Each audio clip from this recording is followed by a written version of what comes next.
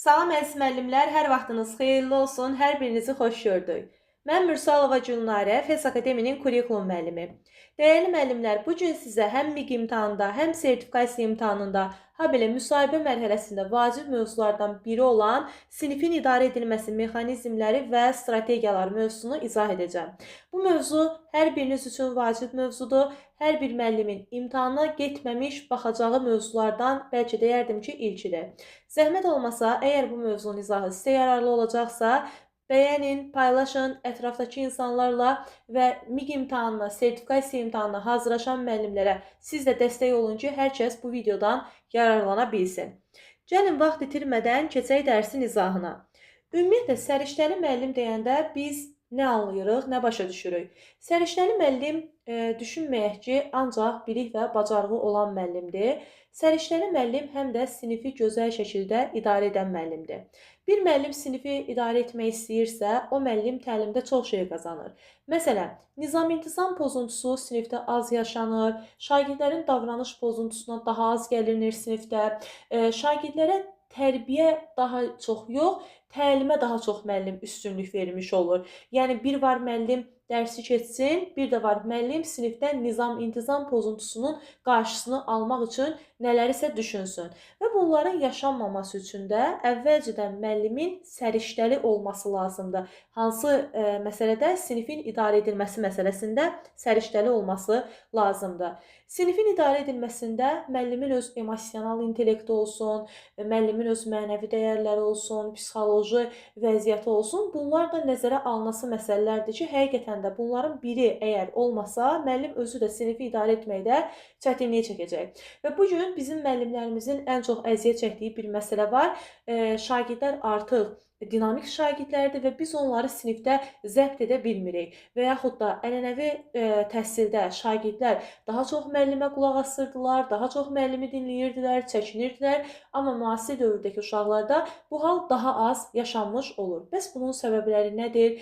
Ənənəvi müəllimlərin strategiyaları daha güclüdür, yoxsa müasir üsulla dərs keçən müəllimlərin strategiyaları daha zəifdir? İndi buna baxırıq. Əslində burada güclü və zəif tərəfləri biz araşdırmayacağıq bugün. Təbii ki, ənənəvi təhsildə müəllimdə bir qorxu var idi, yəni müəllimdən şagird çəkinirdi. Amma müasir kurikulum bugün bizdən tələb edir ki, siz şagirdə humanist yanaşın, şagirdönümlü təlim sizin əsas prinsipiniz olsun və şagirdlərin marağı, onların tələbatı, onların istəkləri və s. Bax, bunlar nəzərə alınaraq siz dərsi qurmalısınız.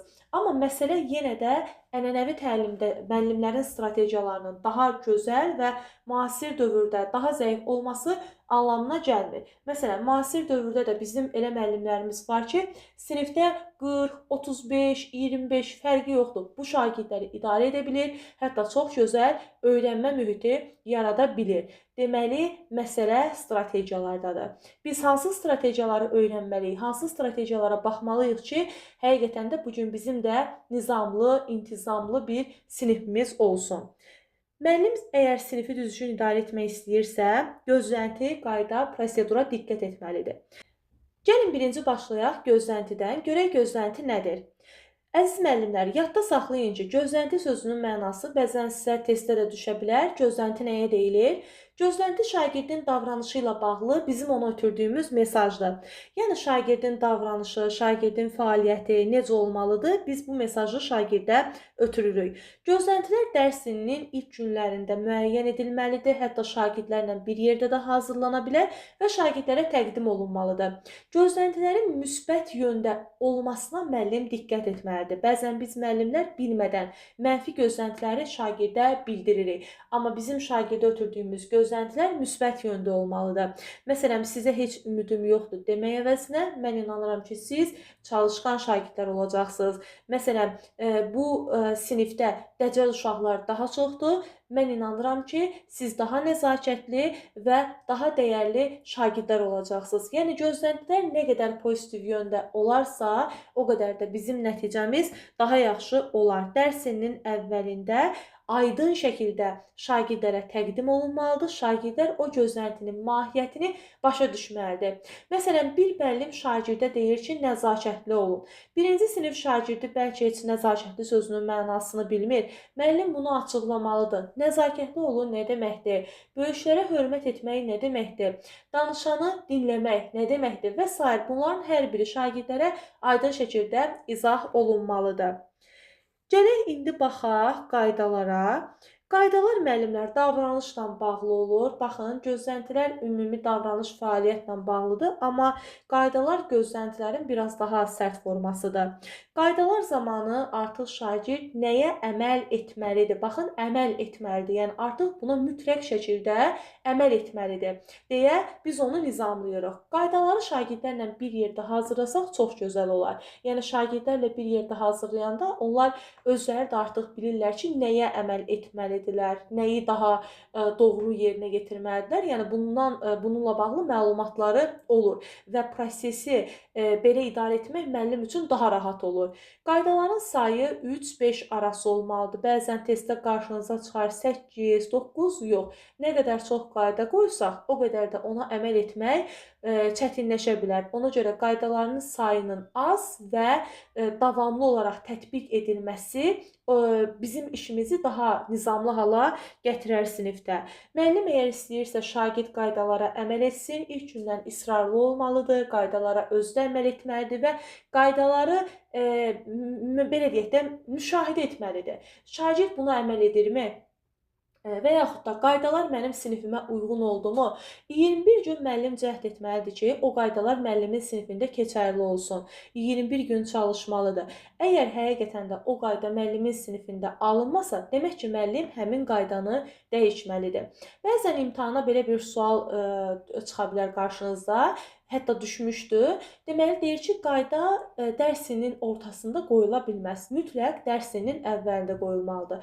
Bu yanlış fikirdir. Bəli, biz dərsinin əvvəlində qoyuruq qaydanı, gözləntini, proseduru, amma bəzən ehtiyac olduğu təqdirdə dərsinin ortasında yenidən mən qaydalara baxa bilərəm. Yenidən mən qaydaları dəyişə bilərəm. Bir daha deyirəm, qaydaların şagirdlərlə bir yerdə hazırlanması daha məqsədə uyğundur və qaydaları mütləq şəkildə müəllim onların mahiyyətini, nəyə görə bu qaydalara əməl etməliyik, bunu şagirdə açıqlamalıdır. Qayda şagirdə verilən cəza deyil. Qayda şagirdin davranışını nizama salan bir prosesdir. Bəzən deyir ki, qayda şagirdə cəza vermək üçündür. Xeyr, qayda şagirdin daha nizamlı, daha intizamlı şagird olmasının belə deyək, nizama salan bir prosesdir, bir fəaliyyətdir. Deməli, gəlin baxaq. Qaydalarda yox, olmaz, inkar sözlərindən istifadə etmək olmaz. Əmr cümlələri şəklində olmalıdır, amma inkardan istifadə etmək qətiyyən olmaz. Yəni, qaçmayın, dəhlizdə qaçmayın, belə deyək, vaxtınızı boşa keçirməyin. Yox, daha sistemli, daha gözəl qaydalardan istifadə etsək yaxşı olar. Bəs prosedurlar nədir? Prosedur insan davranışının, fəaliyyətinin hansı ardıcıllıqla həyata keçdiyini göstərən bir fəaliyyətdir. Yəni, insan davranışı, qayda davranışı nizamlayır, amma proses isə bu davranışın hansı ardıcıllıqla həyata keçdiyini göstərir. Prosedurların hazırlanması müəllimə kömək edir ki, müəyyən işlərdə şagird davranışını nizama salsın. Məsələn, hansı işlər ola bilər? Sual-cavab prosesi, KSG, BSG zamanı, şagirdlər dəhlizdə hərəkət edən zaman, müəllim sinifdə olmayan zaman, təhlükəli hallar yaranan zaman, sinif müzakirələri zamanı, qiymətləndirmə zamanı, sual-cavab zamanı, dərsə gecikən zaman və s. Yəni, müəyyən deməli, hallar var ki, həmin hallarda biz prosedurlar təyin edə bilərik. Prosedurların 3 mərhələsi var. Yəni 3 mərhələdən keçir. Birinci proseduru öyrətməliyik. Daha sonra proseduru şagirdə məşq elətdiririk. Yəni bilirsiniz ki, onu vərdiş halına keçirtmək üçün biz onu məşq elətdirməliyik və daha sonra vərdişə çevirmək üçün də möhkəmləndirməliyik. Yəni 3 mərhələdən keçir. Öyrədirik, məşq elətdiririk, möhkəmləndiririk. Bəzən olur müəllim proseduru qoyur, amma proseduru qoymağına baxmayaraq o prosedur sinifdə keçərli olmur. Sizə sual verəcək. Bunun səbəbi nədir? Bunun səbəbi odur ki, müəllim onu ya məşq etdirməyib, ya da ki, möhkəmləndirməyib. Yəni prosedurlar şagirdə ona görə öyrədilir ki, dərs ilinin əvvəlindən sonuna qədər sinifin idarə edilməsi rəvan şəkildə davam etsin. Deməli, davam edirik. Gəlin buna baxaq. Reaktiv və proaktiv müəllim yanaşması bəzən testdə sizin qarşınıza çıxa bilər. Nə deməkdir bu? Yadda saxlayın ki, reaktiv yanaşma sinifin idarə edilməsi pozulan zaman B planı olmayan müəllimdir. Yəni reaktiv yanaşmada müəllim hadisə baş verir, həmin an çalışır ki, o hadisəni necə həll etməsini düşünsün, yəni necə həll edə bilərəm, bunu düşünsün. Amma proaktiv müəllim B planı olan müəllimdir. Yəni proaktiv müəllim qayda, prosedur, gözlənti qoyur və onun pozulması təqdirində də nə edəcəyini bilir. Reaktiv müəllim bilmir, amma proaktiv müəllim hansı addımı atacağını bilir. Ona görə dərs zamanı hər bir müəllimdə proaktiv yanaşma olmalıdır ki, müəllim o qaydalar pozulan zaman, prosedurlar pozulan zaman dərsin içində plan hazırlamasın. Dərsin içində düşünməsin ki, bax, qaydam pozulub, mən nə etməliyəm? Reaktiv müəllim bunu edir və dərs pozulur. Amma proaktiv müəllimin bir B planı olur, o bilir bu məsələləri necə həll etmək lazımdır. Çünki əvvəlcədən qayda pozulanda bir var qaydanı qoyasan, bir də var qayda pozulanda da nə etmək lazım olduğu onu düşünəsən. Yəni bunun özü həqiqətən də müəllimin artıq səriştəli müəllim olduğunu göstərən amillərdən biridir. Gəlin davam edək və biz indi gəlirik sinifdaxili konfliktlərin həll olunmasına. Sinifin idarə edilməsində əsas məsələlərdən biri də sinifin belə deyək, əməkdaşlıq şəraitində ola bilər və yaxud da müzakirə şəraitində ola bilər. Yəni uşaqlar arasında baş verən konfliktlərdir. Kollektiv harda varsa, konflikt də orada var. Deməli, konfliktləri həll etməyin müəyyən yolları var. Biz sinif iclasları keçirdə bilərik. Sinif iclaslarını keçirdəndə şagirdləri qınaq obyektinə çevirmək olmaz. Mənfi davranışı olan şagirdi, onun əməllərini belə deyək, hər kəsə açıq şəkildə bildirmək olmaz. Əgər mən sinif iclası keçirdirəmsə, bu üstü örtülü şəkildə keçirilməlidir. Şagirdlərin adları orada hallanmamalıdır. Və ola bilər ki, məsələn, tutaq ki, uşaqlardan kimsə bir-birini incidir. Mən deyirəm ki, gəlin belə bir mövzuda esse yazaq. Əgər kimsə bizə sevmədiyimiz bir sözü deyərsə, biz hansı hissləri keçirdə bilərik və yaxud da gəlin bunun haqqında müzakirə aparaq. Artıq orada səhvi olan uşaqlar öz səhvlərini başa düşəcəklər. Yazılı şəkildə ortaq dəyərlər. Əslində ortaq dəyərlər 99% hallarda bəli, yazılı şəkildə deməli tədris olunur, tətbiq olunur. Müəllim yaxşı olar ki, bunu hər hansı bir çərçivəyə taxıb, onu sinifin ən uşaqların gördüyü yerdə qoya bilər ki, uşaqlar hər dəfə onu görsünlər. Yazılı ortaq dəyərlər şagirdlərin özləri ilə bir yerdə hazırlanır. Məsələn, biz nəyin olmasını istəyirik, biz necə dəyərlərin olmasını istəyərik sinifimizdə və s. Bu da artıq şagirdin məsuliyyət daşımasını, müəyyən dəyərlərə belə deyək, əməl etməsinə səbəb olar. Xüsusi müəllim strategiyaları. Əslində xüsusi müəllim strategiyaları çoxdur. Yəni sinifdə istər konflikt yaşanan zaman, istər şagird davranışında problem olan zaman hər müəllim bəlkə də tədris ili boyunca müəyyən strategiyalar tapır və o strategiyalar müəllimdə formalaşır. Biz onun bir qismini sizinlə bölüşmək istəyirik. Məsələn, bax, göz təmasıdır.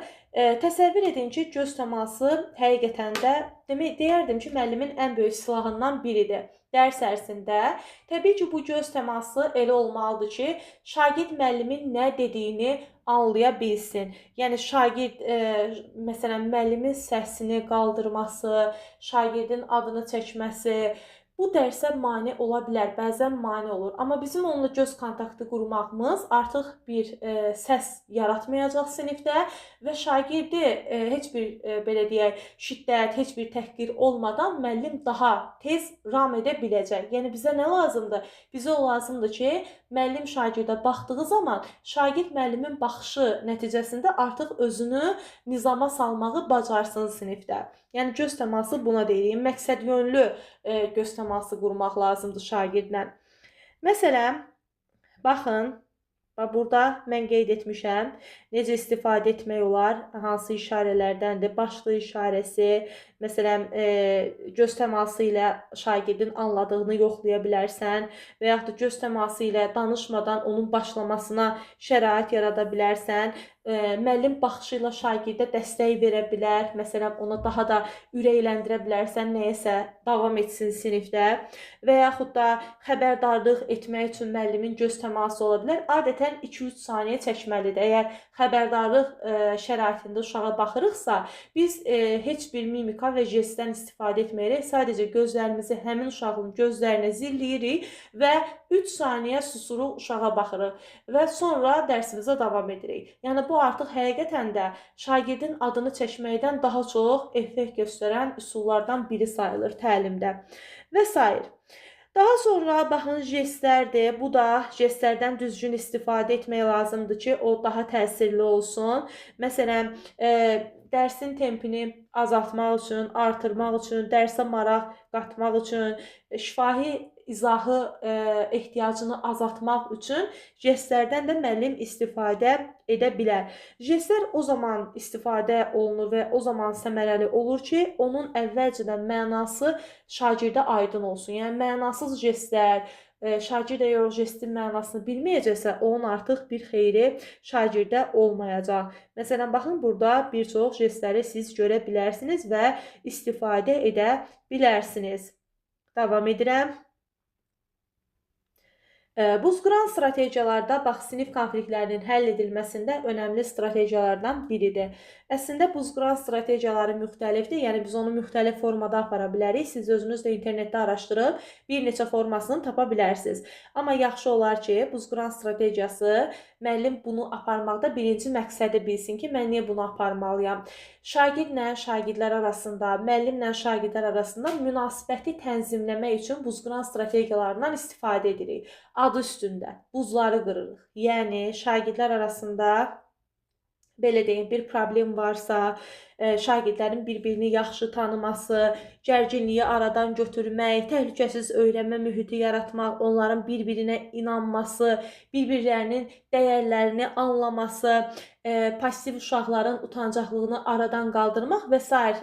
üsullardan istifadə, belə deyək, problemləri aradan qaldırmaq üçün biz bu üsuldan istifadə edə bilərik. Dərsinin əvvəlində aparılır, aparılan zaman sinifin o resursudur, mühitdir. Bunlar hamısı nəzərə alınır. Çünki o bayaqlarda qeyd etdim ki, müxtəlif formalar var. Baxın, məsələn, belə tor formasında apara bilərsiniz. Tutaq ki, burada müəllim hər hansı bir sual qoyur. Əgər bu sual, 2 nəfər bu suala eyni cavabı verirsə, o zaman əlindəki yumağı həmin şagirdə ötürürük və beləcə şagirdlər arasında torlar yaranmağa başlayır. Hansı şagirdin qarşısı boş qalırsa, deməli həmin şagirdin digər şagirdlərlə üstün cəhəti azdır, daha azdır.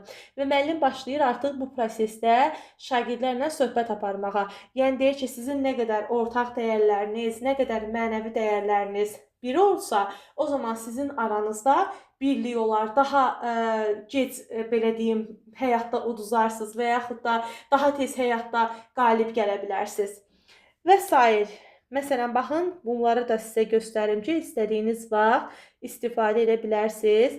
Bir sözlə, mənim əhvalım necədir, necə deyə bilərsən. Məsələn, sinif yoldaşına sual verir və yaxud da, məsələn, uşaqlar bir-birinə sual verə bilər ki, bir super gücün olsaydı, indi sən nə olmaq istəyərdin və yaxud da mən nə olmaq istəyərdim, gözə görünməz olmaq istərdim və yaxud da uçmaq istəyərdim.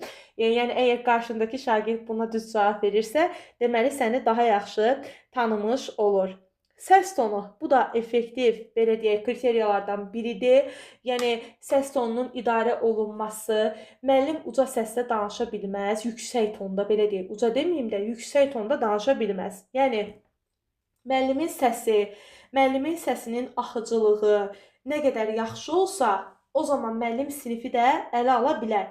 Məsələn, bəzən olur ki, biz hər hansı bir şagirdi idarə etmək üçün yüksək səslə ya qışqıra-qışqıra danışırıq və yaxud da o qədər səs tonumuz aşağı olur ki, biz buna monoton səs deyirik də, şagirdi yorur. Ya şagirdin qulaqlarını ağrıdırıq, ya da şagirdi sinifdə yuxu aparır. Amma biz ortalama balansı tapmalıyıq. Yəni səs tonumuzu yeri gələndə qaldırmaq, yeri gələndə aşağı salmağı, idarə etməyi, belə deyim də, idarə etməyi bacarmalıyıq. Çünki əsasən müəllimin səs tonu şagirdin diqqətini özünə cəlb etməlidir. Şagirdi yormamalıdır, şagirdi qaçırtmamalıdır, şagirdi bezdirməməlidir. Səs tonu şagirdi ələ almağı, ram etməyi bacarmalıdır. Daha sonra sinifdə şagirdlərin yerləşməsi, bu da önəmli məsələlərdən biridir. Məsələn, müəllim müəyyən hər dəfə təkcə ənənəvi üsuldakı kimi yox, fərqli-fərqli üsullarla şagirdləri sinifdə yerləşdirə bilər. U forması ola bilər, dairəvi masa forması ola bilər və s. Yəni bunu indi sizin sinif şəraitiniz necə buna şərait yaradırsa, necə imkan yaradırsa, bunu edə bilərsiniz. Əsas məsələ müəllim şagirdlərin gördüyü bir yerdə dayanmalıdır. Şagirdlər hər biri müəllimin nəzarətində olmalıdır. Şagirdlərdən biri müəllimin diqqətindən yayınsa və yaxud da özünü nəzarətsiz hiss etsə, əlbəttə ki, o şagirddir və təbii ki, onun davranışında biz bir problem görə bilərik. Amma bu problemin də baş verməməsi üçün şagirdlərin yerləşməsi də düzgün olmalıdır. Yəni, məsələn, biz artıq lövhədə bir dərsi izah edirik, düzdür? Biz həmişə lövhəyə baxmalı deyilik. Yəni, elə etməliyik ki, lövhədə duruşumuz belə şagirdin bizimlə göz təması olması lazımdır. Ki, onlar diqqətdən kənarda qalmasınlar. Və yaxud da elə olur ki, müəllim tam lövhə qarşısında elə dayanır ki, bütün lövhəni ələ almış olur. O da düzgün bir şey deyil. Amma elə qalıb həm lövhədə yazı yazmaq, həm də şagirdin diqqətini dərsə cəlb etmək, bu daha effektiv strategiyadır. Nəinki müəllimin ancaq lövhəyə baxıb o lövhədə yazı yazması. Belə əziz müəllimlər, bax bugünkü dərsimiz bu qədər. Biz bugün sinifin idarə edilməsi haqqında qaydalardan, gözləntilərdən, prosedurlardan, müəllim strategiyalarından danışdıq və mən inanıram ki, bu dərsimiz müəllimlər üçün yararlı olacaq. Sertifikasiya müəllimləri, istər MİQ müəllimləri bu dərsdə düşən sualları, imtahana düşən sualları çox rahat şəkildə yaza biləcəklər. Əgər bu dərs sizə uğurlu oldusa, bu dərs sizə yararlı oldusa, dərsi bəyənib paylaşmağı unutmayın və rəylərinizi də gözləyirəm. Sağ olun, növbəti dərslərdə görüşərik.